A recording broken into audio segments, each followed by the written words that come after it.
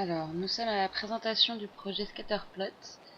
Donc, afin de sélectionner un pays, il suffit de cliquer sur la courbe, comme vous pouvez voir, et recliquer sur le carré blanc à côté pour pouvoir revenir à l'état initial. En tapant sur le clavier, comme vous pouvez voir, on peut sélectionner plusieurs pays. Donc, si par contre on tape un mauvais mot, rien ne se passe. Donc une autre fonctionnalité aussi, c'est donc de regarder les pays par année. Donc ils sont représentés par des points.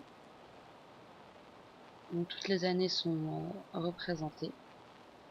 Cette fonctionnalité marche aussi lors de la sélection d'un ou de plusieurs pays, comme vous pouvez voir dans un instant.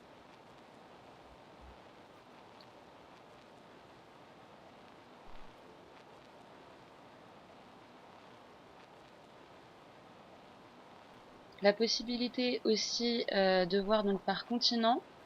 Pour ça, vous pouvez voir en cliquant sur les boutons correspondant au continent voulu. Donc vous voyez que les pays de cette partie du monde s'affichent avec donc le nom du pays sur chaque courbe. Vous avez aussi la possibilité d'avoir une animation qui retrace le sens de la courbe selon les années. Donc le point se déplace de 1955 à 2000. Donc l'animation ne s'arrête pas tant qu'on n'a pas cliqué sur le carré blanc à l'arrière des courbes. Donc maintenant nous allons voir le zoom. Alors pour le zoom, malheureusement c'est un petit peu difficile puisque avec la vidéo ça lag beaucoup.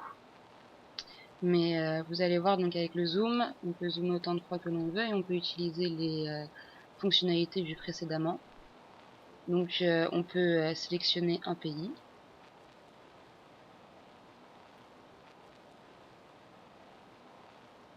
Voilà, comme ici le Kenya.